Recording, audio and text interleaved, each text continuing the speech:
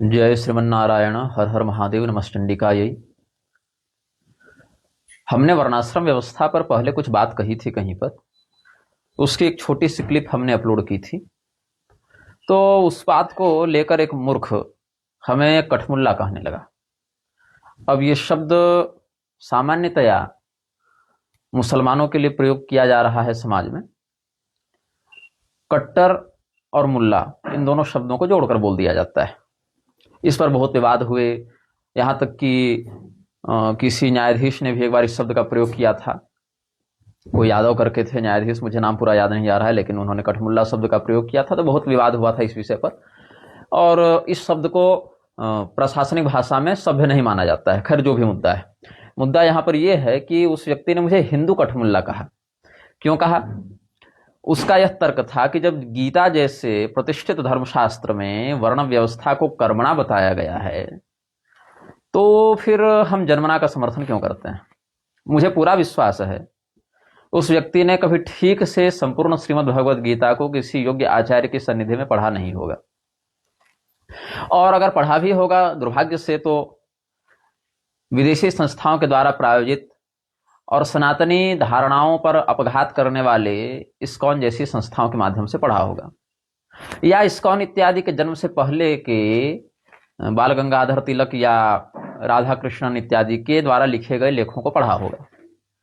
अब बाल गंगाधर तिलक ने अपने राजनीतिक जीवन में जो उपलब्धि प्राप्त की, या राधा कृष्णन ने अपने शैक्षणिक जीवन में जो उपलब्धि प्राप्त की, उससे उनका धर्म के विषय में भी प्रबुद्ध होना निश्चित नहीं होता है। क्योंकि आज मैं एक ग्रंथ पढ़ रहा था जो तिरुपति से छपा है, और एक बहुत ही श्रेष्ठ सोमयाजी विद्वान है, उन्होंने लिखा है महाभारत कंटकोद्धार। ये पुस्तक बहुत कम छपी थी, मतलब हमको लगता है कि 300 प्रति ही ये ग्रंथ छपा होगा। प्रथम संस्करण में तो इतना ही छपा था।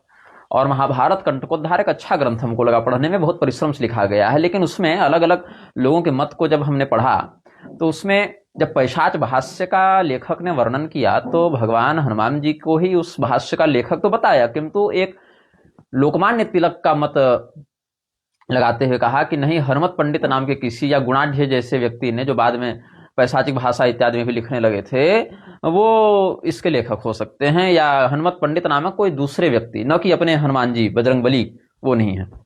जबकि पराशर संहिता का अध्ययन यदि आप करें तो वहां पर हनुमान जी को श्रीमद् भगवद गीता का प्रथम भाष्यकार भी वर्णित किया गया है, जिसकी कथा हम आज से 2-3 साल पहले एक वक्तव्य में दे चुके हैं। अब धर्म क्या है? धर्म एक सूक्ष्म विषय है, लेकिन लोग इसकी सूक्ष्मता में जाने की अपेक्षा इसको बहुत ही ऊपरी स्तर पर देखना चाहते हैं, समझना चाहते हैं, और उसी को परम कर्तव्य मानकर व्यवहार में उतारना भी चाहते हैं। यथा अभी कुछ दिन पहले हमने एक चलचित्र देखा, किसी के द्वारा भेजा गया था। अपने आप को शंकराचार्य जी की परंपरा का कट्टर स्मार्त अद्वैती बताने वाला कोई मूर्ख टॉयलेट के फ्लश में, कमोड के फ्लश में मध्वाचार्य जी का चित्र रखकर उस पर मूत्र त्याग करके फिर फ्लश कर रहा है। ये सामान्य शिष्टाचार और चरम वेदांत दोनों ही स्तरों पर क्या मान्य हो सकता है? नहीं। लेकिन उसने ऐसा किया। भगवान शंकराचार्य जी के प्रति उसके मन में कितनी श्रद्धा है ये तो मैं नहीं जानता, लेकिन मध्वाचार्य जी के प्रति बड़ी घृणा है, यह स्पष्ट हो गया।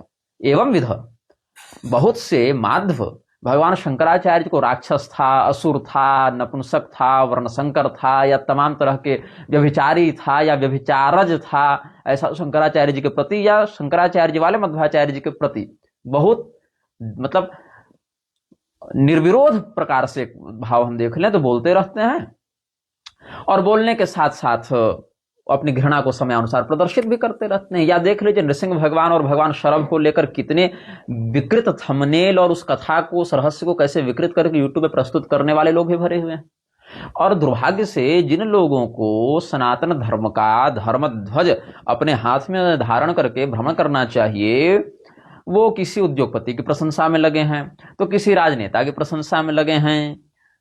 उधर एक शंकराचार्य, 4 में से एक उत्तर वाले, गौतम अडानी के नाम की जो प्रशंसा करने लगे, गौतम अडानी को सर्वश्रेष्ठ गुरु बता दिया उस शब्द की परिभाषा करते करते कि इसका अर्थ तो यह होता है।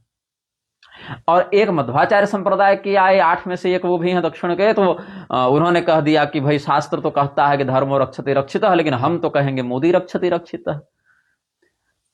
और गीता की रही बात, तो गीता को लेकर जो वर्णाश्रम की बात है, चातुर्वर्ण्यम मया सृष्टम गुण कर्म विभागशः तस्य कर्तारम अपि माम विद्ध कर्तारम अव्ययम्, यही बात है।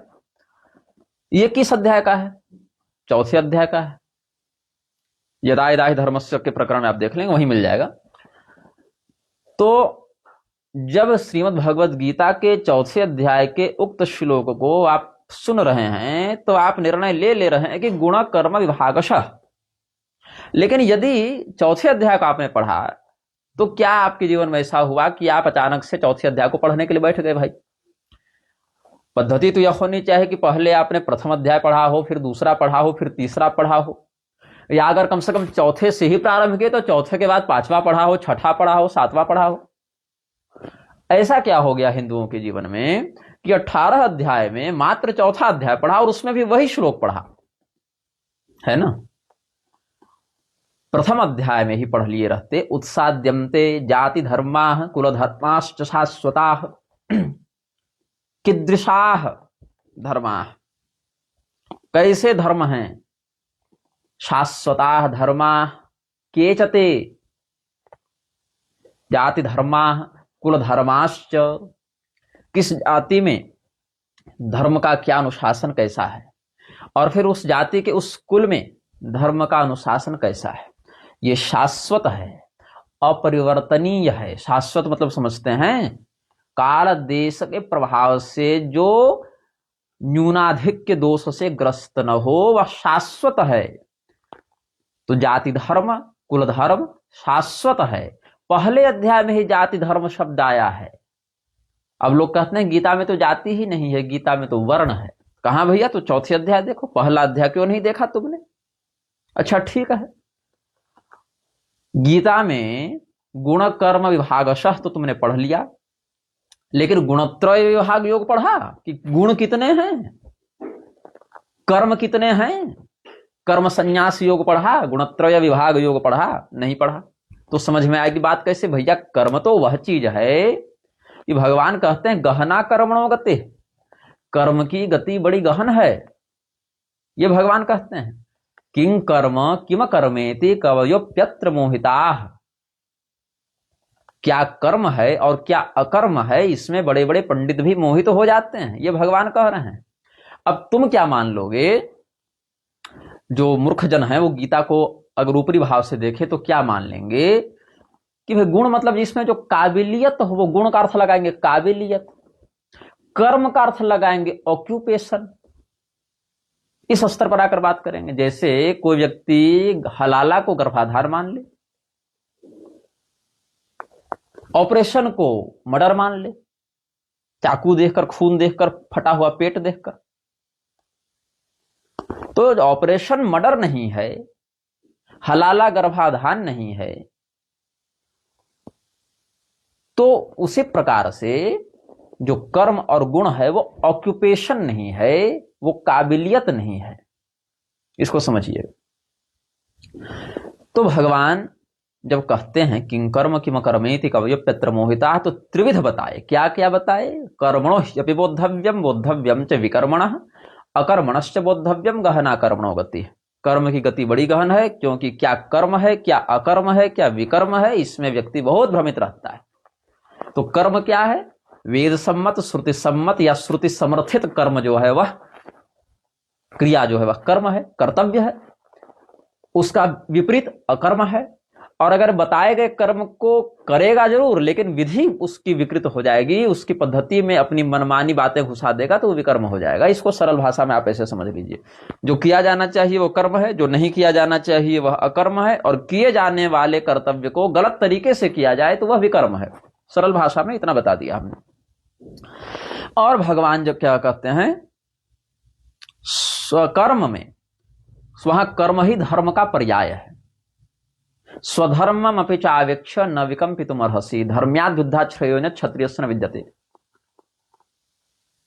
अपने धर्म का विचार करके तुमको युद्ध करना चाहिए, क्योंकि तुम क्षत्रिय हो। क्षत्रिय का धर्म क्या है? युद्ध करना। सुखिनः क्षत्रियाः पार्थ लभन्ते युद्धमिदृशम्।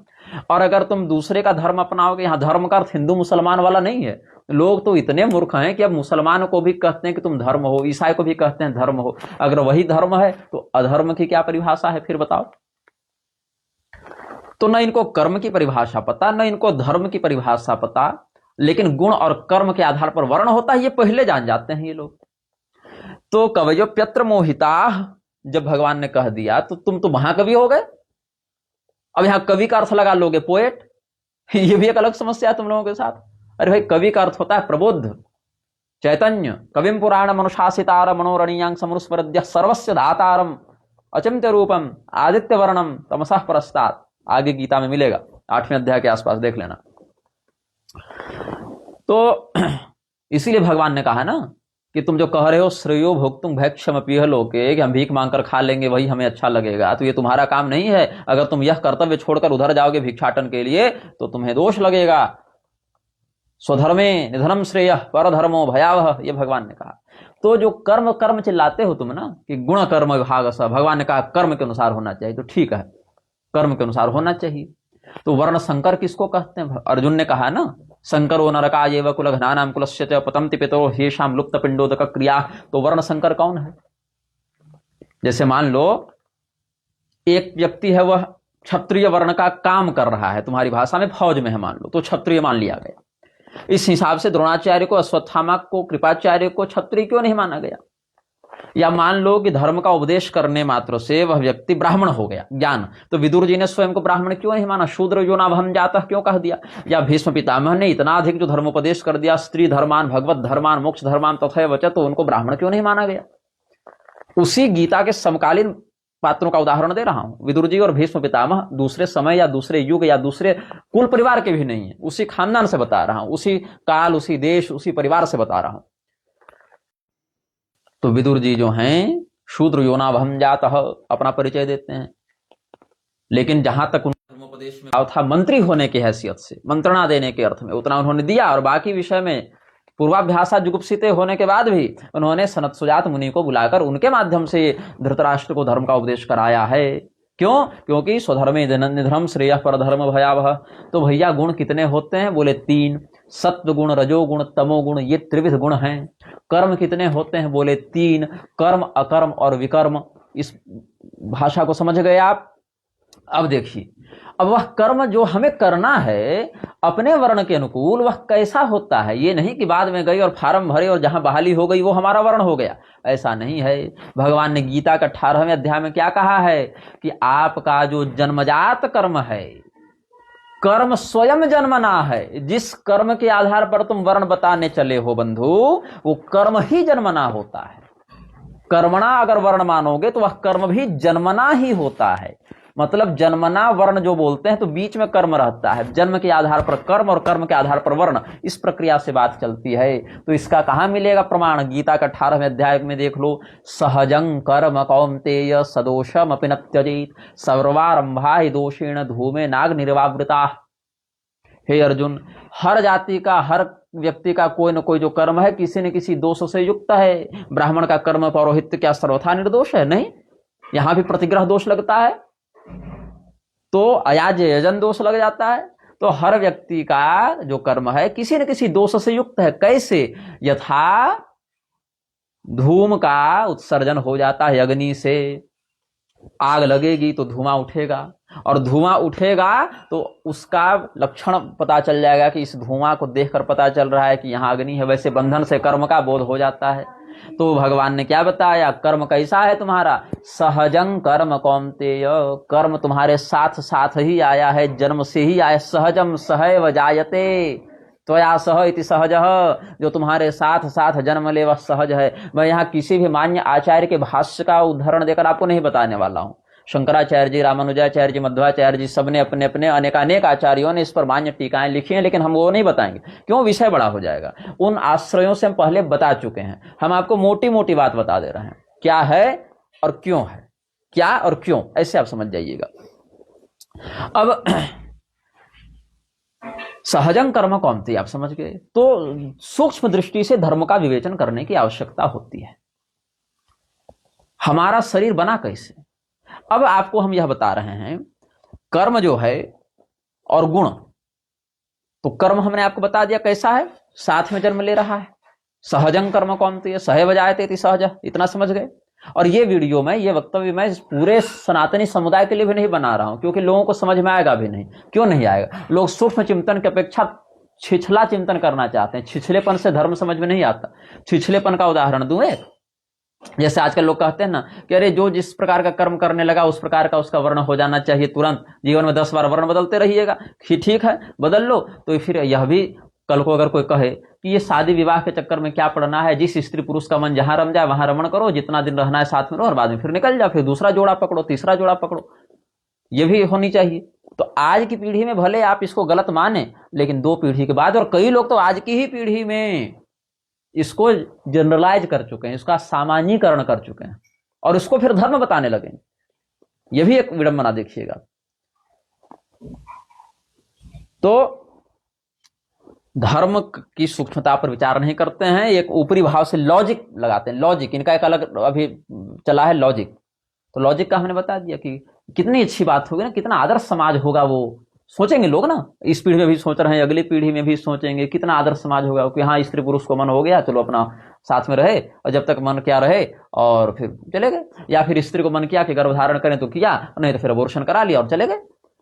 तो जितने प्रकार से सहज भाव में रहना है एकदम, जैसा मन कर रहा है वैसा करो, वैसे जैसे कर्म कर लिया वैसे वर्ण हो गया। जिधर मन किया वो पति पत्नी हो गए, नहीं मन किया तो तलाक हो गया, बच्चे का मन किया तो किया, नहीं किया तो नहीं किया, गर्भपात करा लिया। तो कितना आदर्श समाज होगा वो। तो बहुत से लोग इस विचारधारा को भी धारण करने वाले आज हैं, जो तेजी से आगे बढ़ रहे हैं, मतलब उनकी संख्या भी बढ़ रही है। तो कर्म को हमने थोड़ा समझा दिया, अब गुण को समझाता हूं। गुण जो है सत्वगुण, रजोगुण, तमोगुण, ये शरीर में प्रतिष्ठित कैसे होते हैं। तो जैसे हमने सहजंग कर्म कौन्तेय के आधार पर आपको बताया कि कर्म भी जन्म के आश्रय से है, वैसे गुण भी जन्म के आश्रय से है। कैसे है?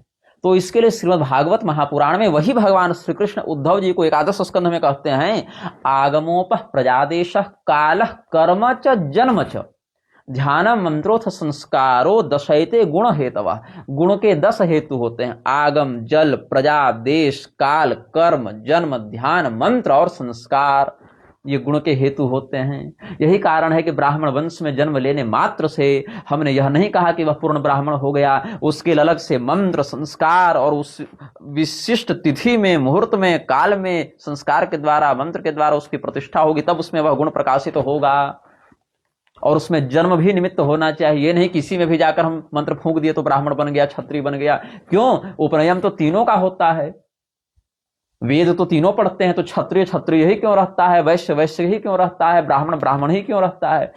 जनेऊ करा देने मात्र से अगर वह ब्राह्मण बन जाएगा तो जनेऊ जो है तो क्षत्रिय का भी हुआ, वैश्य का भी हुआ, वो ब्राह्मण क्यों नहीं हुए। फिर केवल शूद्र और ब्राह्मण की बात करो, बीच में क्षत्रिय और वैश्य भी तो हैं, उनकी बात भी होनी चाहिए कि नहीं होनी चाहिए।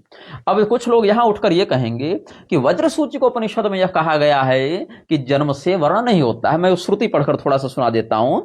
कहते हैं कि तरही देहो ब्राह्मण इति चेतन्न, कि जो लोग कहते हैं देह से ब्राह्मण है वह नहीं है ऐसा, और या जाति से ब्राह्मण नहीं होता, तरही जाति ब्राह्मण इति चेतन्न तत्र जात्यम तर जंतुष्वनेक जाति समवात महर्षयो बहवः सन्ति। इस प्रकार से या आचांडालादि पर्यंतानां मनुष्याणां पंचभौतिकत्वेन देहस्य रूपत्वात्, इस प्रकार से देख लो। तस्मात् न देहो ब्राह्मण इति, तस्मात् न जाति ब्राह्मण इति, ये तो कह दिया। लेकिन उसके ठीक आगे क्या कहते हैं, ज्ञान से भी ब्राह्मण नहीं होता, तर्हि ज्ञानम ब्राह्मण इति चेन्न। क्यों? क्षत्रिय इत्यादि में भी ज्ञान की प्रतिष्ठा है। क्षत्रियादयो भी परमार्थदर्शिनो अभिज्ञा बहवः सन्ति। आरुणि देख लो, तृणबिंदु देख लो, राजा जनक देख लो, भीष्म पितामह देख लो, कितने ज्ञानी ज्ञानी हुए सब क्षत्रिय। तस्मात् न ज्ञानम ब्राह्मण इति। अब इसका क्या करोगे? तब तो तुम्हारे ज्ञान से भी ब्राह्मणत्व का खंडन हो गया, कर्म से भी ब्राह्मणत्व का खंडन हो गया। तरहि कर्म ब्राह्मण इति चेन्न। क्यों? चेतन्न। क्यों? सर्वेषां प्राणिनां प्रारब्ध संचितागामि कर्म साधर्म दर्शनात् कर्माभिप्रेरिताः सन्तो जनाः क्रिया कुर्वन्ति इति। प्रारब्ध से जिस प्रकार की प्रेरणा होती है भोगोपभोग के निमित्त, वैसे कर्म में जीव की प्रवृत्ति होती है, इसलिए कर्म से भी ब्राह्मण नहीं हो सकता। तस्मात् न कर्म ब्राह्मण इति। अब कहे कि धर्म का पालन करने से धार्मिक व्यक्ति ब्राह्मण हो जाएगा, तो कहा वह भी नहीं होगा। तरहि धार्मिको ब्राह्मण इति चेतन्न। बोले नहीं, क्षत्रिय से ज्यादा यज्ञ कौन कर रहा है? क्षत्रिय वैश्य सब तो यज्ञ दान इत्यादि करने निपुण है, उतना पैसा ब्राह्मण के पास है ही नहीं। तो कहते हैं क्षत्रियादयो हिरण्यदातारो भवसंति तस्मा न धार्मिको ब्राह्मण इति। तो यदि तुम जन्म से ब्राह्मणत्व का खंडन करने चलोगे, जाति से ब्राह्मणत्व का खंडन करने चलोगे वज्र सूची को उपनिषद के अनुसार, तो वहीं से हमने ज्ञान से भी, धर्म के आचरण से भी और यहां तक कि कर्म से भी ब्राह्मणत्व का खंडन दिखा दिया। तब पूछा गया तरहि को वा ब्राह्मणो नाम, ब्राह्मण कहते किसको हैं? तब कहा यहां पर शरीर की बात नहीं हो रही है, शरीर से जुड़े हुए कर्म, शरीर से जुड़े हुए ज्ञान गुण इत्यादि की बात नहीं हो रही है। यहाँ आत्म तत्व को ब्राह्मण शब्द से लक्षित किया गया है, इसीलिए यह लौकिक जगत व्यवहार में जो चातुर्वर्ण व्यवस्था उस पर यह लागू नहीं होता। ये परमहंसत्व की स्थिति वाला है कि यह कश्चिदात्मानम अद्वितीयम जाति गुण क्रियाहीनम षडूर्मिषण भाव इत्यादि सर्वदोष रहितम सत्य ज्ञानानंदानंत स्वरूपम स्वयं निर्विशेषम अशेष कल्पाधार शेष भूतांतर्यामित्वेन वर्तमानमंतर यहिश्चाकाशवद अनुश्यूत मखंडानंद स्वभाव अप्रमेय मनुभवैक वेद्यम अपरोक्षतया भासमानं करतलमलकवत् साक्षात् अपरोक्षीकृत्य कृतार्थतया काम रागादि दोष रहित शमदमादि संपन्नो भाव मात्सर्य तृष्णा शामोहादि रहितो दंभाहंकारादि भी असंस्पृष्ट चेता वर्तत एवं मुक्त लक्षणो यस्स एव ब्राह्मण इति श्रुति स्मृति इतिहास पुराणानाम अभिप्रायः। तब तो परमात्मा का निरूपण कर दिए, वही परब्रह्म में जिसकी प्रतिष्ठा निर्बल निष्कल निराकार निरंजन सर्वाधार सर्वज्ञ अंतर्यामी विभु प्रभु इत्यादि शब्द से जिस चेतन का बोध कराया गया, उस चेतन को यहां बताने के लिए श्रुति का उपदेश किया गया है आचार्यों के द्वारा। तो अब ये जो वज्र सूची, इसके लिए पहले कह दिए गए कि वज्र सूचिम प्रवक्ष्यामि शास्त्रम अज्ञान भेदनम दूषणम ज्ञानहीनानाम भूषणम ज्ञान चक्षुषाम।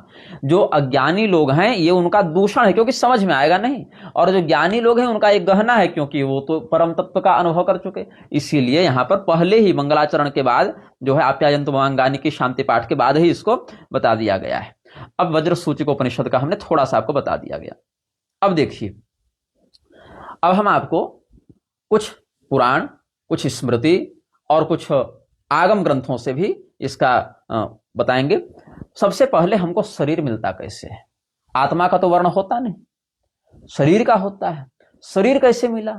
कर्म से मिला कि जन्म से मिला? तो उत्तर यह है कर्म से मिला। बोले जब शरीर मिला तो कर्म से मिला, तो वो कर्म तो शरीर से पहले विद्यमान होगा? बोले बिल्कुल सही।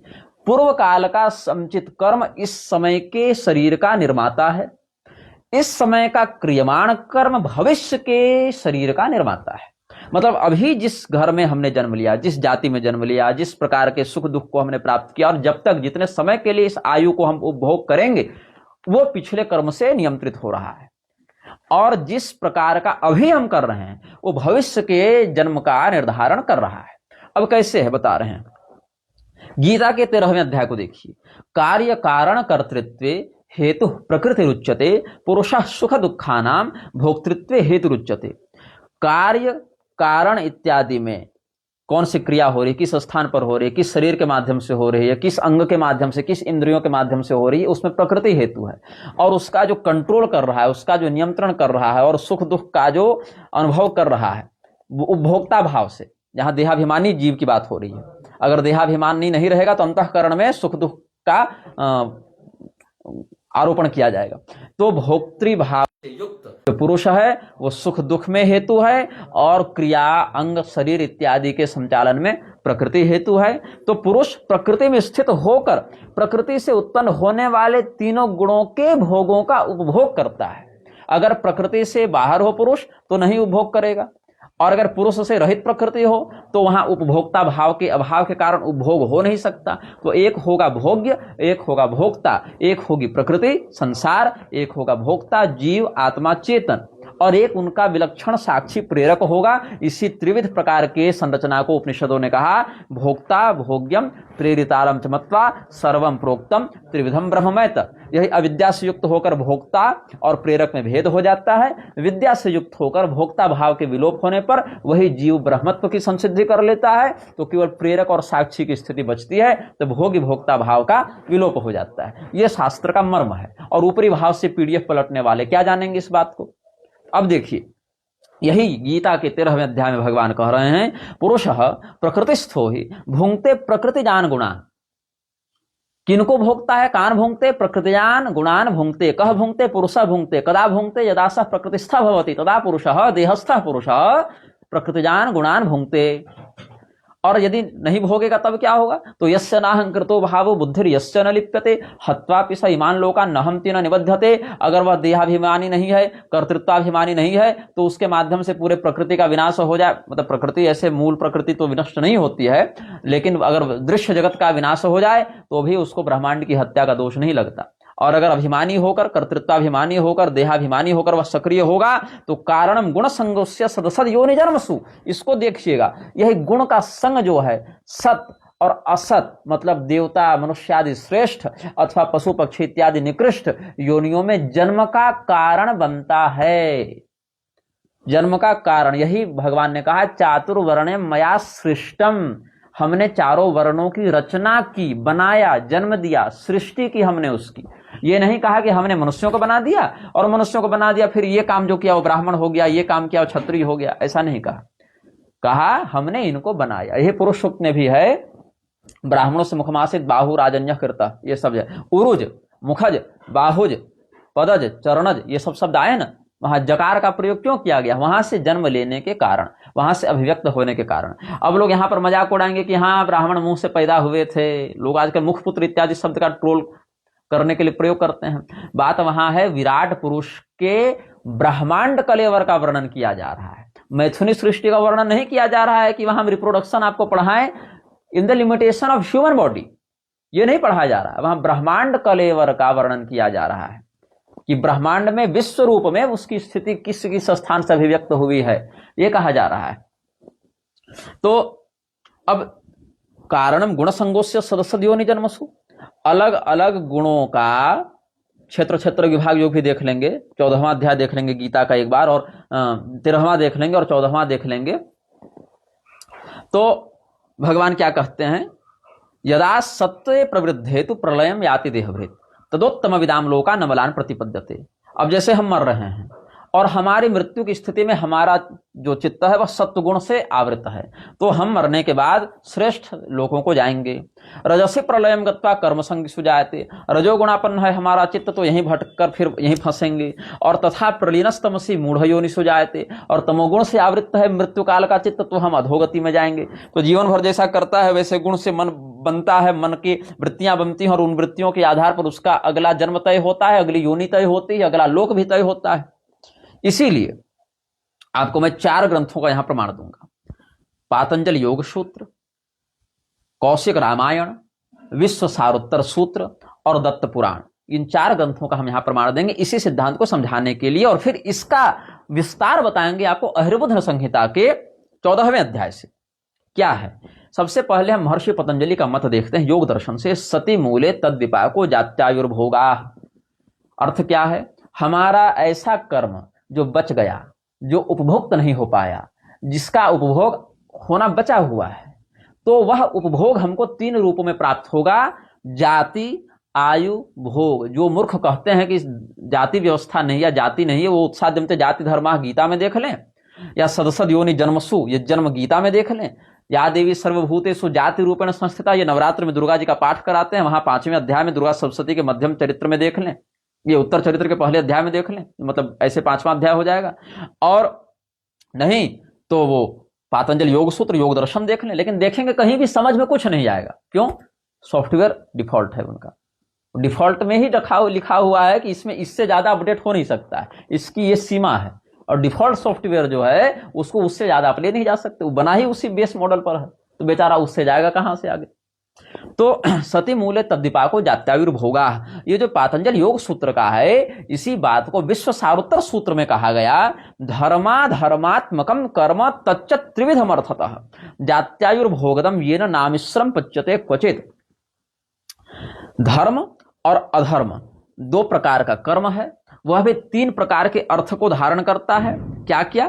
पाप को, पुण्य को और पाप पुण्य मिश्रित को, और उससे 3 तत्वों की प्राप्ति होती है, जाति, आयु, भोग। कहां जन्मेंगे, कब तक के लिए रहेंगे और क्या क्या सुख दुख मिलेगा। ये पातंजल योग सूत्र का विस्तार आपको मिलेगा विश्व सारोत्तर सूत्र में, दोनों बता दिया। कौशिक रामायण में यही बात कही गई है विश्वामित्र जी के द्वारा महर्षि देवरात के लिए। कहते हैं सती मूले तद्दीपाको यथा नृणाम भुवस्तले कर्मानुसारम सर्वेशम जात्यायुर्भोग निश्चित ही। अर्थ स्पष्ट है। और इसी बात को दत्त पुराण में स्वामी वासुदेवानंद जी ने द्वितीयाष्टक के प्रथम अध्याय में लिखा, सती मूले तद्दीपाको जात्यायुर्भोग जो त्रसः। बुद्धिमानों के लिए इतना विश्लेषण पर्याप्त होना चाहिए। अब बोले कर्म के वशीभूत होकर जाति कैसे मिलती है, आयु कैसे मिलती है, भोग की प्राप्ति कैसे होती है, तो इसको अहिर्बुध संहिता के 14वें अध्याय में देखिए।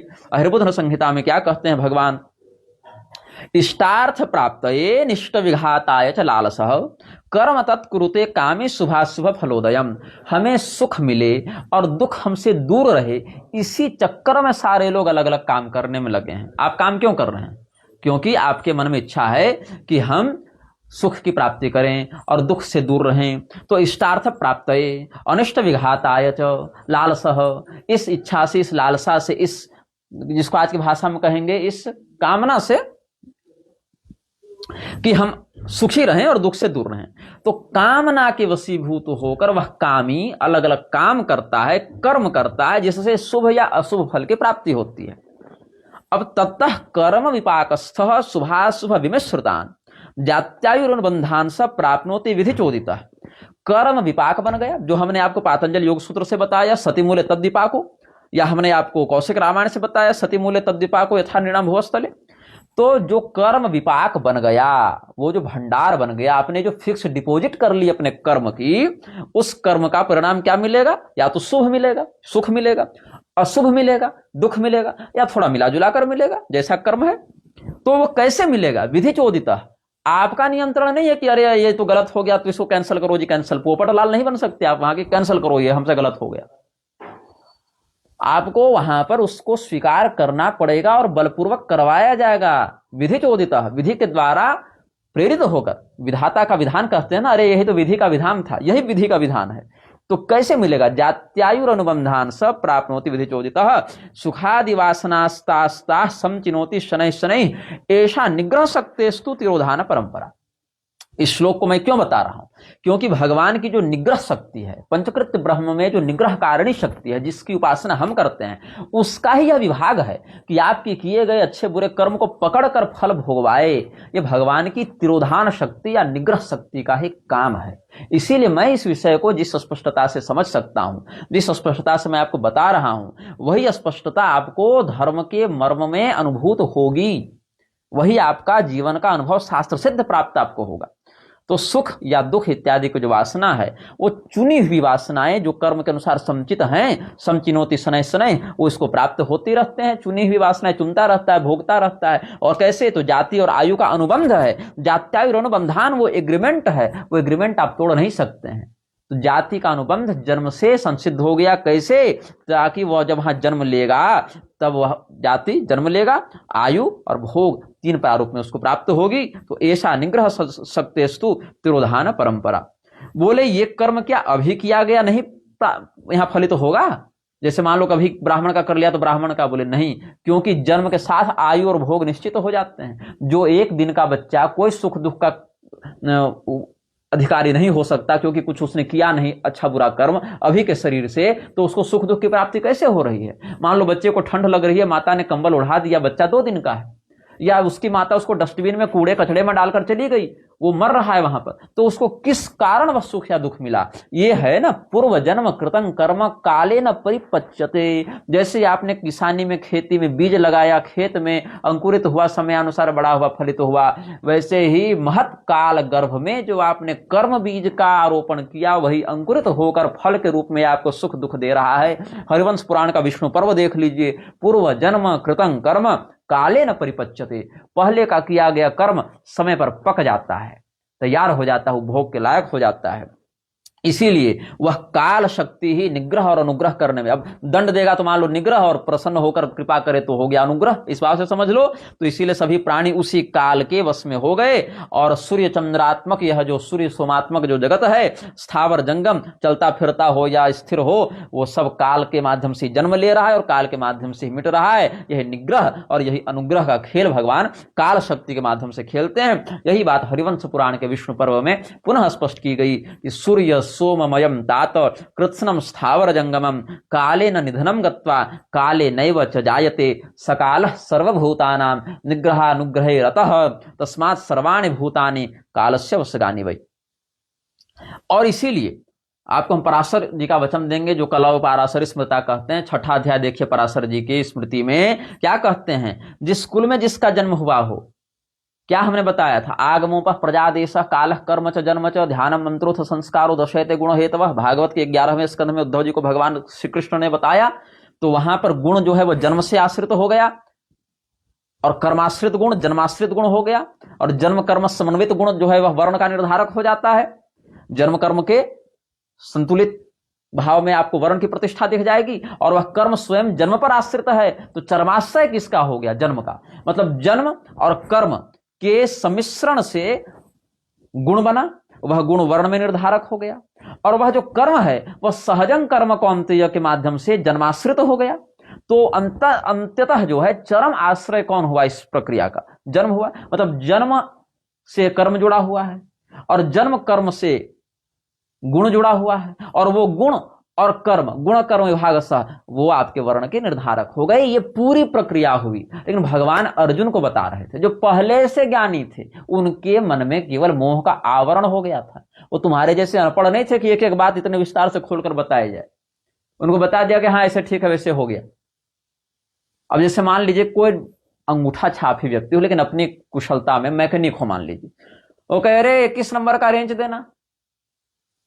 अब 21 नंबर का रेंज जो है 21 क्या होता है, और 21 नंबर का रेंज में 21 क्या है, एमएम है, सेंटीमीटर है, इंच है, किलोमीटर है, क्या है, या डिग्री है, तापमान है, क्या है, ये कौन जानेगा। जो काम कर रहा है वो जानेगा।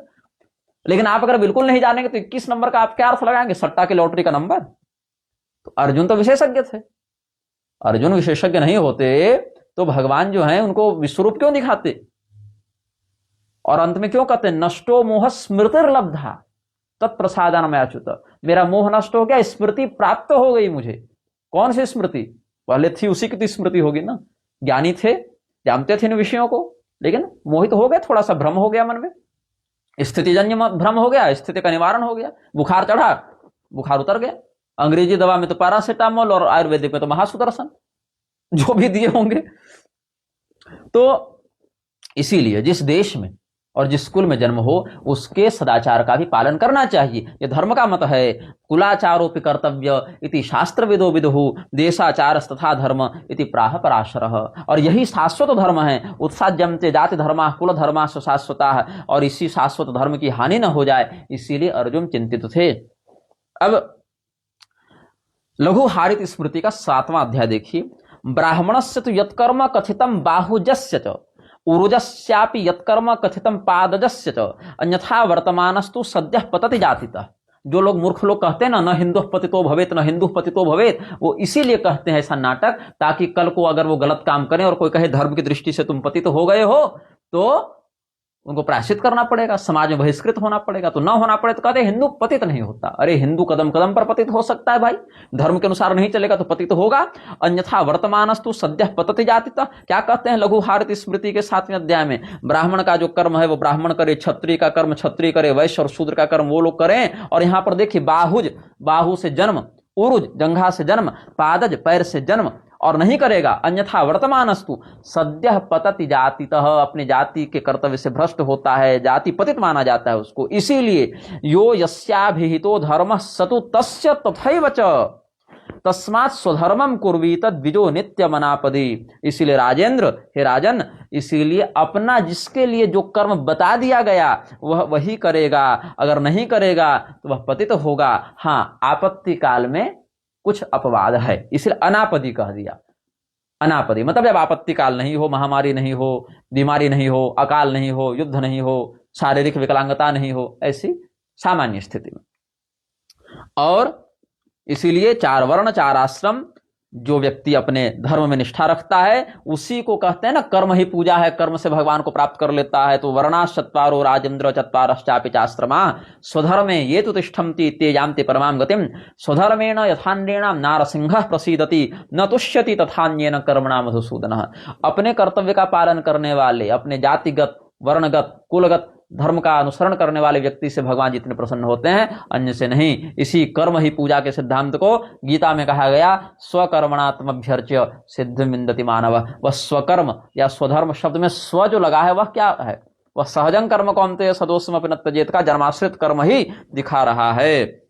इसीलिए श्रीमद् भागवत महापुराण के 10वें स्कंद में अंतिम प्रकरण देखेंगे, जहां वसुदेव जी के यहाँ सब ऋषि महर्षि आए हैं और भगवान ने सबका अभिवादन किया है। तो भगवान की प्रशंसा में वो क्या कहते हैं, अथापि काले स्वजनाभिगुप्तये विभर्ष सत्तम खल निग्रहाय च स्वलीलया वेद पथम सनातनम वर्णाश्रमात्मा पुरुषः परो भवान। हे प्रभु, आप अपने भक्तों की रक्षा करने के लिए, दुष्टों का निग्रह करने के लिए इस सत्यमय लीलामय कलेवर को धारण करते हैं और अपनी लीला से वैदिक मर्यादा, सनातन मर्यादा को स्थापित करते हैं। और आप ही परम पुरुष ऐसे परमात्मा हैं जिनकी आत्मा ही वर्णाश्रम धर्म है।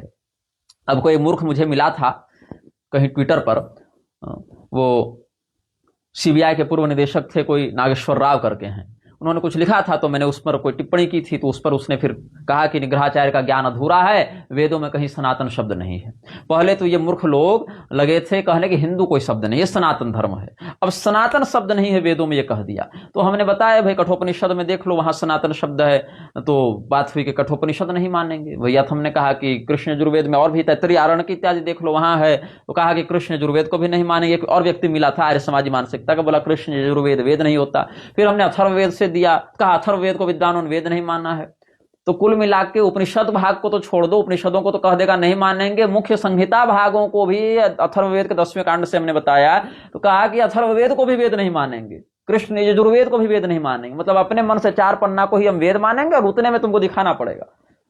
ये क्या बात हो गई? मतलब ये मूर्खता हिंदुओं की हो गई है, तो उनको कहां से सब समझ में आएगा।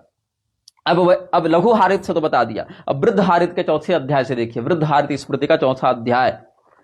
ब्राह्मणा क्षत्रिया वैश्या शूद्रा वर्णा यथाक्रमम आद्यास्त्रयो द्विजा प्रोक्तास्तेषां च मंत्र सत्क्रिया तेषां वै मंत्र सत्क्रिया।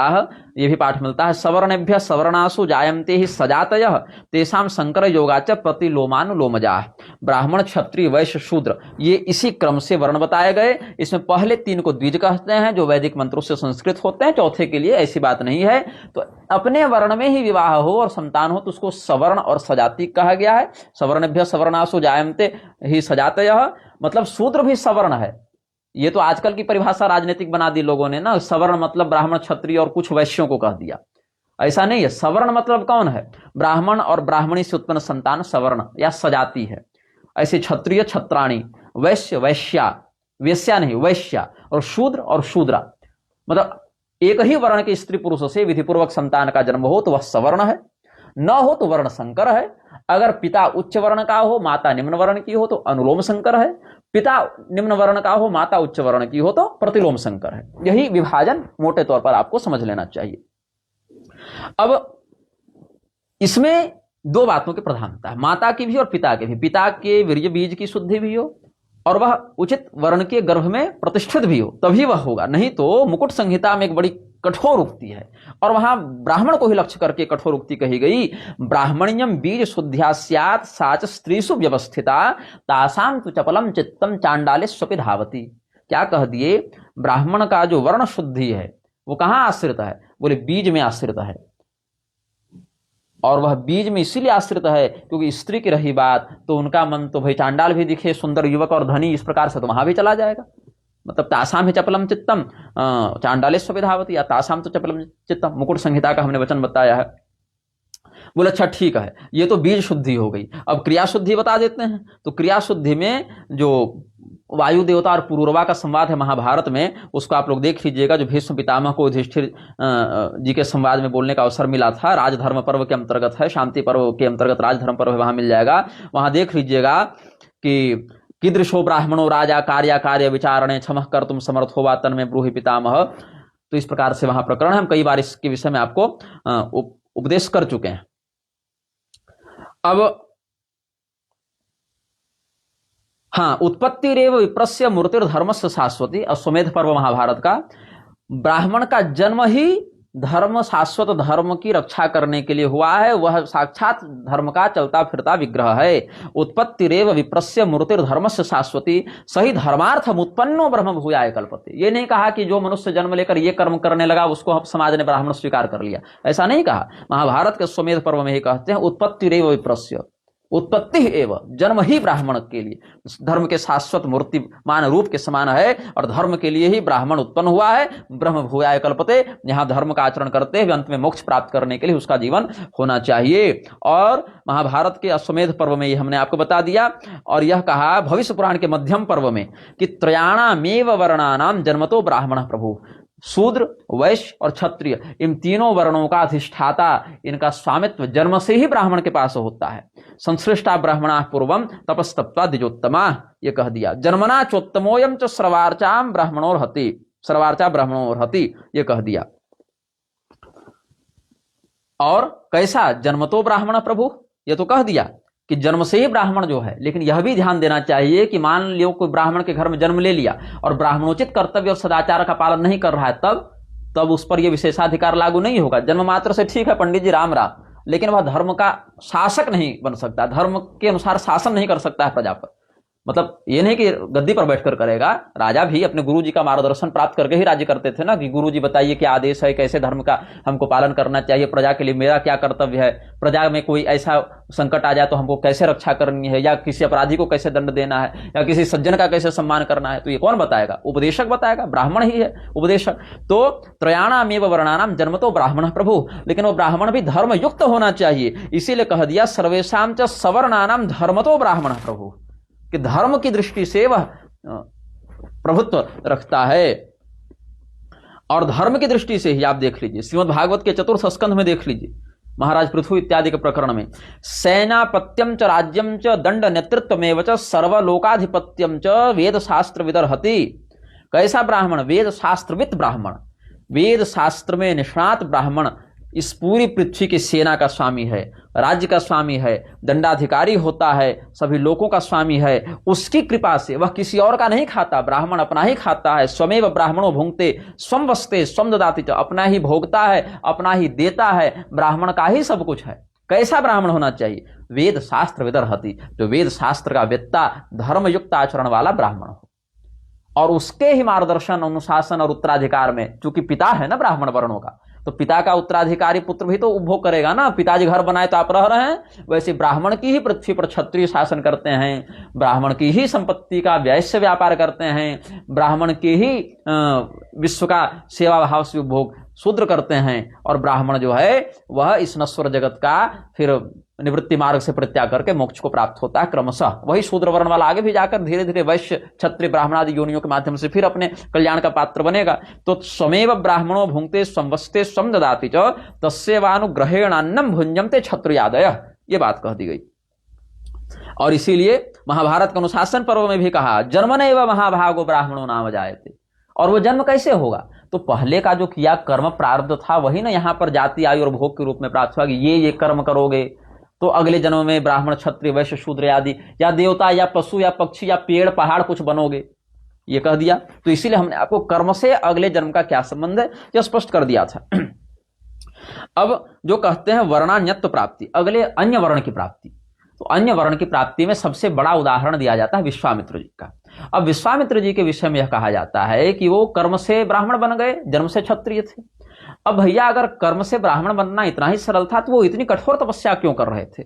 उनसे कम तपस्या वाले कई ब्राह्मण बैठे थे समाज में, लेकिन वो ब्राह्मण क्यों नहीं, उनको इतनी तपस्या क्यों करनी पड़ी? वस्तुतः विश्वामित्र जी जन्म से भी ब्राह्मण ही थे, उनके ऊपर क्षत्रियारोहण था, क्षत्रियत्व का आरोहण था। कैसे था यह समझिए। जिस चरु के माध्यम से, उनके जन्म की कथा में ही इसका रहस्य छिपा हुआ है। सत्यवती की मां जो है, गाधी की पत्नी और सत्यवती की मां मतलब ऋचिक मुनि की सास, उनको ब्राह्मण मंत्र से अभिमंत्रित चरु का भक्षण, भ्रम कहें या षड्यंत्र कहें, लेकिन करना पड़ा। और उस बालक का आगमन होना था ऋचिक मुनि के पुत्र के रूप में, और वो आ गया ऋचिक मुनि के साला के रूप में। मतलब दो चरूपक आए गए थे ना, एक अपनी पत्नी के लिए, एक अपनी सास के लिए, एक में क्षत्रिया धान, एक में विप्राधान। तो दोनों माँ बेटी अगल बगल वो अदल बदल कर ली थी, उलटफेर हो गया। तो क्षत्रियोचित संस्कार वाले मंत्र को यहां पर आना पड़ा और विप्रोचित संस्कार वाले मंत्र को वहां जाना पड़ा। तो ध्यान मंत्रोथ संस्कारो दशयते गुण हेतव, यह हमने आपको भागवत से बताया। इसीलिए इन प्रकरणों में हमने आपको स्पष्ट शास्त्र वाक्य बताया है, ताकि भ्रम कोई अवकाश ही न बचे भ्रम का।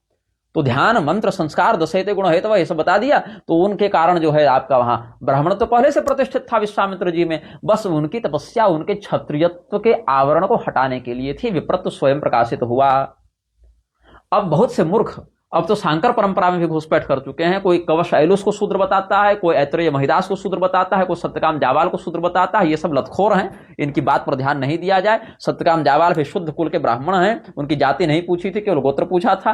कवश ऐलुस शुद्ध जाति के ब्राह्मण हैं। अब्राह्मण शब्द वहां उनके लिए अप्रशस्त ब्राह्मण के रूप में आया है। यह सायणाचार्य जी और अलग अलग प्रकरणों में कई बार बताया जा चुका है।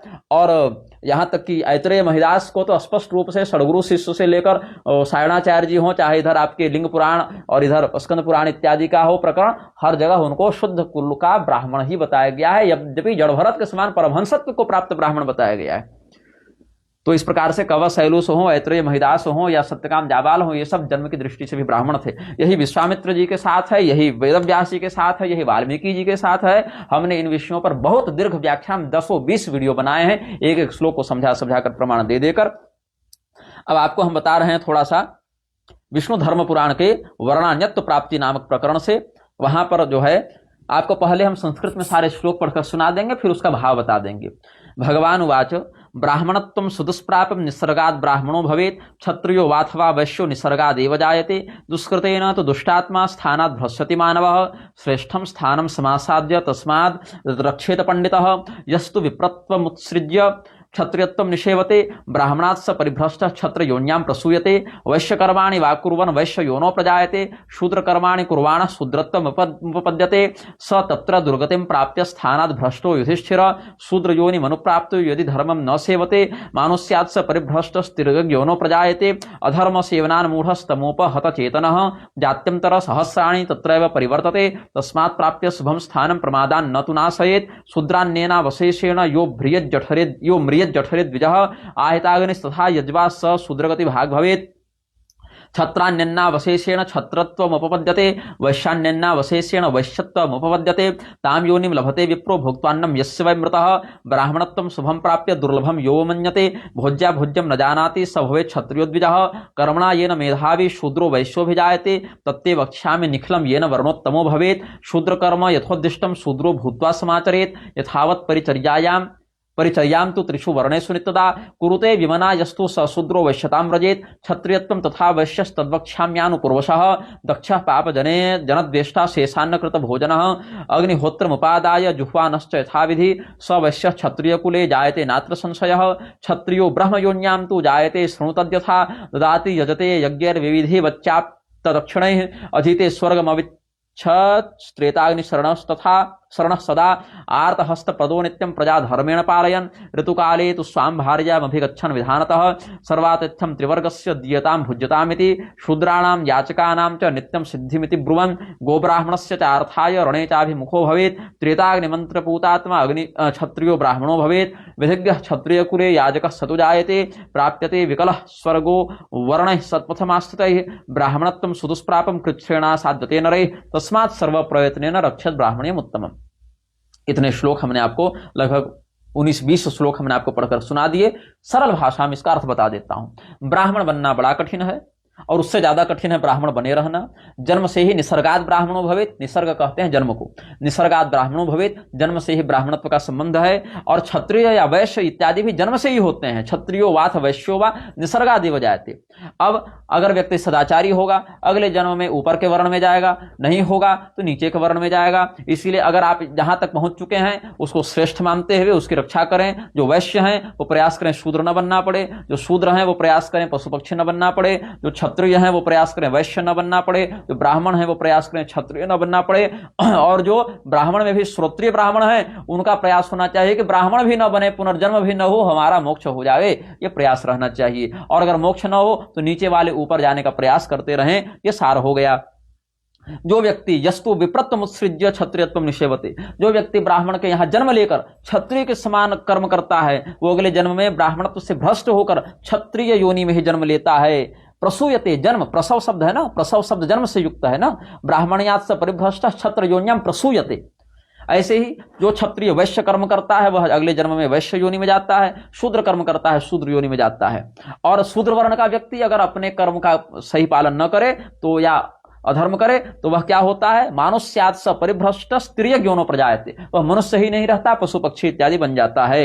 यो जात्यंतर सहस्राणि तत्रैव परिवर्तते, और हजारों हजारों जन्मों तक ऐसे ही भ्रमण करता रहता है। यह पहला हो गया। दूसरा, मरने के समय जिसका खाकर मरे हो तात्कालिक योनि वही मिलेगी। ब्राह्मण हो, क्षत्रिय का अन्न खाकर मरे हो, पेट में क्षत्रिय का अन्न था, मर गए, तो अगला तात्कालिक शरीर आपको क्षत्रिय का मिलेगा, या शूद्र का खाए हो शूद्र का मिलेगा। यदि शूद्र तात्कालिक वैश्य का या क्षत्रिय का अन्न खाकर मरा है तात्कालिक रूप से क्षत्रिय या वैश्य बनेगा, लेकिन दीर्घायु नहीं होगा क्योंकि भोगने के लायक वहां कुछ नहीं है उसके पास ना, तो योनि परिवर्तन के लिए वो आपको मिल जाएगा। ये हो गया। अब जिस कर्म से ऊपर जाता है वो भी जान लो। अपने कर्म का कर्तव्य पूर्वक पालन करता हुआ, तीनों वर्णों की विधिपूर्वक सेवा करता हुआ, वैमनस्य रहित चित्त वाला शूद्र अगले जन्म में वैश्य बनता है। ऐसे ही जो वैश्य बढ़िया दान धर्म करे और अपने आश्रितों का भरण पोषण करे और पापी लोगों से दूर रहे, वह अपने समय पर अग्निहोत्रादि इत्यादि श्रेष्ठ कर्म करे, वह अगले जन्म में क्षत्रिय बनता है। सब वैश्य क्षत्रिय कुले जायते नात्र संशय, ये होता है वर्ण में परिवर्तन, कि कर्म बदलने से वर्ण बदलेगा। अपने स्वकर्म का पालन करते रहोगे तो अगले जन्म में वर्ण में वृद्धि होगी, नहीं करोगे तो वर्ण में अवनति होगी, यही तात्पर्य है शास्त्र का। ऐसे जो क्षत्रिय अपने कर्तव्य का पालन करते हुए पुत्र के समान प्रजा का भरण पोषण करता है, जो क्षत्रिय युद्ध में धर्म की रक्षा, गौ ब्राह्मण शरणागत दीनहीन बालक वृद्ध स्त्री की रक्षा करते हुए वीर गति को प्राप्त होता है, वह स्वर्ग आदि दिव्य लोकों का उपभोग करके फिर ब्राह्मण कुल में आता है, यह कह दिया। और जो ब्राह्मण इस प्रकार से स्वधर्म का पालन करते हुए निष्काम भाव से कर्मयोग का पालन करते हुए भगवत चिंतन करता है, फिर उसका मोक्ष हो जाता है। ये आपको वर्णोन्नति और वर्णावनति ये दोनों क्रम से हमने बता दिया। बोले अब जो ब्राह्मण के यहाँ पहली बार आया है क्या वो परिपूर्ण ब्राह्मण हो जाएगा? बोले नहीं। पराशर पुराण के 7वें अध्याय को देखो, ब्राह्मण त्रिविधा प्रोक्तो जन्मना वेद वर्तमना ब्रह्म विद्या बलेनापि जो यह पश्चात से उत्तम। ब्राह्मण भी 3 प्रकार के होते हैं, जाति ब्राह्मण मतलब जन्म ब्राह्मण, श्रुति संपन्न श्रौत ब्राह्मण या श्रोत्रिय ब्राह्मण, और ब्रह्मनिष्ठ ब्राह्मण मतलब केवल जन्म हो गया ब्राह्मण के यहाँ, वो जन्मना जाति ब्राह्मण हो गया।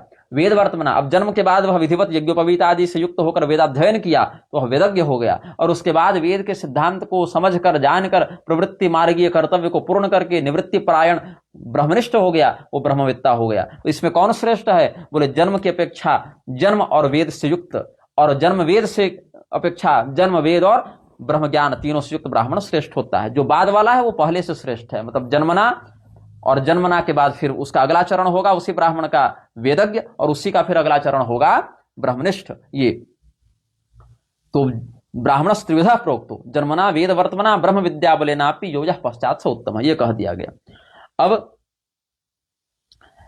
आपस्तम धर्म सूत्र में कहते हैं, ये तो हमने ब्राह्मण में 3 तारतम्य बताए, वर्ण में भी यही है। क्या है? चत्वारो वर्णा ब्राह्मण क्षत्रिय वैश्य शूद्रा तेषां पूर्वो जन्मतः श्रेयान, ये वेद प्रमाण है। आपस्तंभ धर्म सूत्र का 4 वर्ण हैं, ब्राह्मण क्षत्रिय वैश्य शूद्र। इसमें पहले जो बताया गया वो पिछले वाले से जन्म की दृष्टि से श्रेष्ठ है। ये देख लो, ब्राह्मण क्षत्रिय वैश्य शूद्र में तेषां पूर्वो जन्मतः श्रेयान, मतलब ब्राह्मण क्षत्रिय की तुलना में जन्मना श्रेष्ठ है, क्षत्रिय वैश्य की तुलना में जन्मना श्रेष्ठ है, और वैश्य शूद्र की तुलना में जन्मना श्रेष्ठ है, ये कह दिया गया। और जो श्रेष्ठ है उसमें जो सर्वश्रेष्ठ हुआ ब्राह्मण, जन्मना ब्राह्मण प्रभु कहा ना, या जन्मतो ब्राह्मण प्रभु, जन्मतो धर्म तो दोनों आया है भविष्य पुराण के मध्यम पर्व में ही। अब भागवत महापुराण में श्री कृष्ण भगवान क्या कहते हैं? ब्राह्मणस्य ही देहोयम क्षुद्र कामाय नेष्यते कृच्छ्राय तपसे चेह प्रत्यानंत सुखाय च। ब्राह्मण का शरीर सुख सुविधा भोग की और भोग विलास करके जीवन बिताने के लिए नहीं है। कृच्छ्राय कठोर व्रत करो, तपस्या करो, और मरने के बाद अनंत सुख मतलब मोक्ष को प्राप्त करो, इसके लिए है। और यही बात कहते हैं कि ब्राह्मण का कर्तव्य ये नहीं कि केवल हम अपना कल्याण करें, हमारे सामने जो क्षत्रिय है उसको क्षत्रियोचित कर्तव्य का उपदेश करें, जो वैश्य वैश्य है उसको वैश्योचित कर्तव्य का उपदेश करें, जो शूद्र है उसको शूद्रोचित कर्तव्य का उपदेश करें, और ब्राह्मण अगर अपना काम नहीं करेगा तो दूसरे को क्या उपदेश करेगा। इसलिए अपना कल्याण और अपने पीछे चलने वाले सबका कल्याण करने की जिम्मेदारी ब्राह्मण के ऊपर है। यही शक्ति संगम महातंत्र राज के ताराखंड में वर्णित है। भगवान अक्षोभ्य के द्वारा भगवती उग्र तारा के प्रति यथा वर्णानुधर्मेण योजनीयम प्रयत्नतः येषु येषु च वर्णेषु ये धर्माः प्रकृतिताः तेषु तेषु च ते धर्मा योजनीयाः प्रयत्नतः ब्राह्मणेन तथा कार्यम ब्राह्मण्यम न विनश्यति। ये कह दिया। अब ऐसे ही देवी भागवत के चौथे स्कंध का प्रमाण देखिए। शूद्र स्वधर्मनिष्ठम तो देहांते क्षत्रियस्तु सह शुभाचारो मृतो यो वै स शूद्रो ब्राह्मणो भवेत। ये नहीं कहा कि जो शूद्र है वो वैश्य बनेगा फिर क्षत्रिय बनेगा फिर ब्राह्मण बनेगा, यही क्रम नहीं जरूरी है। अगर बहुत अधिक वह स्वधर्म निष्ठा रखता है, बहुत अधिक वह सदाचारी है, तो सीधे क्षत्रिय या सीधे ब्राह्मण भी बन जाता है। शूद्र स्वधर्मनिष्ठम तु देहांते क्षत्रियस्तु सह शुभाचारो मृतो यो वै स शूद्रो ब्राह्मणो भवेत। कई बार ऐसा भी देखने को मिलता है, ऐसे भी अधिक उन्नति उसकी देखने को मिलती है। तो श्री पतंजलि जी जो व्याकरण में के महाभाष्य करता हैं, उन्होंने यह लिखा तपः श्रुतम च यो निश्चेत्येतद् ब्राह्मण कारणम तपः श्रुताभ्याम यो हीनो जाति ब्राह्मण एव सह। जो पराशर पुराण के 7वें अध्याय से हमने आपको बताया था ना पहले कि ब्राह्मण त्रिविधा प्रोक्तो जन्मना वेद वर्तमना ब्रह्म विद्या बलेनापि योजः पश्चात सोत्तमः। उसी बात को पतंजलि जी महाभाष्य में लिखते हैं कि तपस्या वेद ज्ञान और जन्म ये तीन ब्राह्मणत्व में कारण हैं। उसमें तपस्या और वेद ज्ञान से जो रहित है वो जाति ब्राह्मण मतलब जन्म की दृष्टि मात्र से ब्राह्मण है, ऐसा कह दिया गया। और कहा जन्म की दृष्टि से ही ब्राह्मण की श्रेष्ठता सभी प्राणियों में है, लेकिन अगर वह तपस्वी हो गया और ब्रह्मवेत्ता हो गया फिर उसको क्या कहें, मतलब वो तो साक्षात भगवान का ही एक स्वरूप हो गया ना। यही बात श्रीमद् भागवत के 10वें स्कंध में भगवान श्री कृष्ण कहते हैं श्रुतदेव प्रसंग में कि ब्राह्मणों जन्मनाश्रयान सर्वेषां प्राणिनाम यह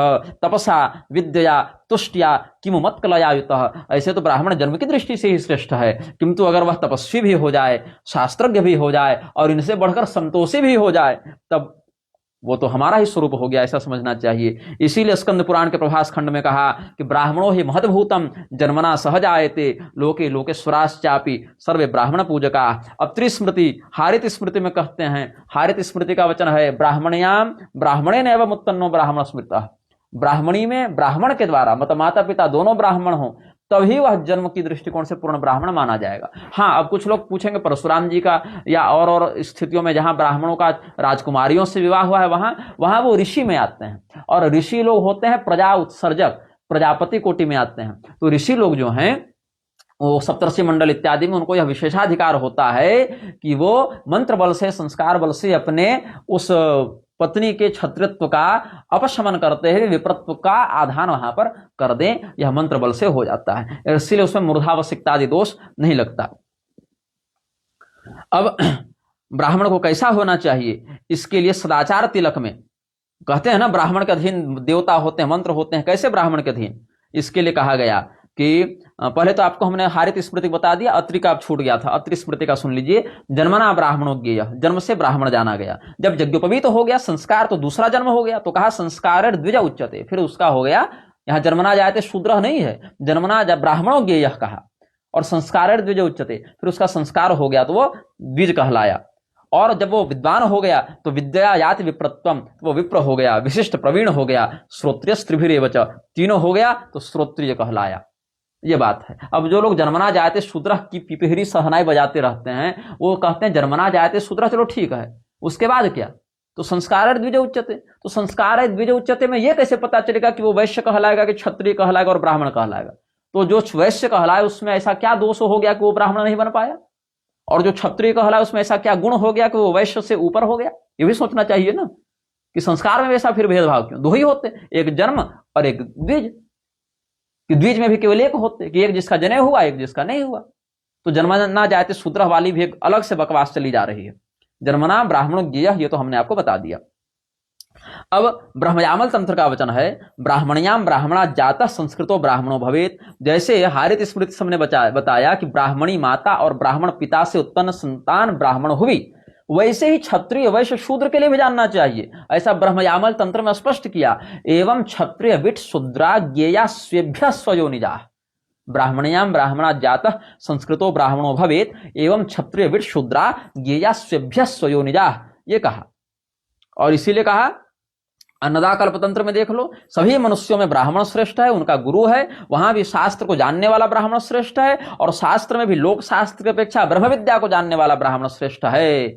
मनुष्येषु च सर्वेषु ब्राह्मणो गुरुरुच्यते तत्रापि शास्त्रवेत्ता स्यात् श्रेष्ठस्तस्मात्तु तत्त्ववित्। ये अन्नदा कल्पतंत्र में स्पष्ट किया। तो कैसा ब्राह्मण होना चाहिए, इसके विषय में सदाचार तिलक ग्रंथ में बहुत वर्णन है। तात्पर्य यह है कि दो दूसरे के अन्न में लोभ न करे, दूसरे की स्त्री में लोभ न करे, दूसरे के पैसा में लोभ न करे, कम में संतोष करने की जिसमें वृत्ति हो, सत्य बोलने का लक्षण हो, जिसमें अधिकाधिक संयम की प्रवृत्ति हो, प्राणियों में दया करने का भाव हो, शास्त्र का निरंतर अभ्यास अध्ययन व्यवहार करने की जिसमें प्रवृत्ति हो, उसी व्यक्ति को श्रेष्ठ ब्राह्मण के रूप में जाना जाना चाहिए। ये हो गया। अब और ऐसे दुर्लभ ब्राह्मणत्व को प्राप्त करके जो व्यक्ति उस कर्तव्य का पालन नहीं करता, अपने विप्रोचित कर्तव्य का निर्वहन नहीं करता, उससे ज्यादा मूर्ख कौन होगा। ये सिद्ध शंकर तंत्र में भगवान पूछते हैं कि मनुष्यत्व, पहले तो मनुष्य बनना कठिन, उसमें भी इतने समय तक शूद्र रहे होगे, फिर वैश्य रहे होगे, फिर क्षत्रिय रहे होगे, अब जाकर यहां पहुंचे हो और यहां पर सारा गड़बड़ तुम कर रहे हो, तब तुमसे बड़ा मूर्ख कौन होगा। तो मनुष्यत्वे विप्रत्तम यह प्राप्य च सुदुर्लभम न करोत्यात्मनः श्रेयः कोन्यस्तस्माद् अचेतन। उससे ज्यादा अचेतन, उससे ज्यादा बेहोशी में कौन होगा, यह कहा गया। इसीलिए अब आपको हम बता रहे हैं, ये तो कर्म के आधार पर बता दिया कि किस प्रकार के कर्म का किस प्रकार से फल कैसे, किस पद्धति और प्रक्रिया से प्राप्त होता है। अब थोड़ा सा पद्म संहिता के चर्यापाद से गुण का भी देख लीजिए। सत्यम रजस तमस चेति त्रैगुण्यम कमलासन, 3 गुण बता दिए गए, सत्वगुण, रजोगुण, तमोगुण। और गुण के 10 हेतु होते हैं, जिसमें जन्म भी है, कर्म भी है, काल भी है, मंत्र भी है, संस्कार भी है। आगमोप प्रजादेश काल कर्म च जन्म च ध्यान मंत्रोथ संस्कारो दशयते गुण हेतव, यह है ना। इसीलिए सत्व प्रधान, सत्व गुण की प्रधानता से ब्राह्मण, रजोगुण की प्रधानता और सत्व गुण की न्यूनता से क्षत्रिय, रजोगुण और तमोगुण की साम्यता से वैश्य, और शूद्र वर्ण में होती है तमोगुण की प्रधानता और अन्य गुणों की न्यूनता। यह कह दिया गया। तो क्या है, इसमें सृजन ही हुआ है ऐसे। तन्मयीम तनुमास्थाय ससर्जाहम पुरा प्रजाः सत्वम रजस तमस चेति त्रैगुण्यम कमलासन। तो सत्वे दिखे मुखे विप्रान असृजम विधुनात्मकान, रजोगुणेति शयिते बाहुभ्याम क्षत्रियांश तथा उरुभ्याम गुणसाम्ये तु असृजम मिथुनम विषाम आधिक्ये तमसः पदभ्याम शूद्रान मिथुन रूपिणः एते च वर्णान श्रेयांसः पूर्वे पूर्वे यथोदिताः। बोले इसके पीछे हेतु क्या है, बोले जन्म और कर्म। हेतुभ्याम जन्म कर्मभ्याम श्रेष्ठ मेषु प्रकल्प्यते। और इसमें पहले 3 ब्राह्मण क्षत्रिय वैश्य यज्ञोपवीत आदि के कारण कहलाते हैं द्विज, और ये शूद्र का यज्ञोपवीत नहीं। त्रयस्ते शुद्धिजाः पूर्वे मम जबंधन कर्मणा, ये कह दिया गया पद्म संहिता के चर्यापाद के प्रारंभिक अध्याय में ही, शुरू से ही बता दिए आपको।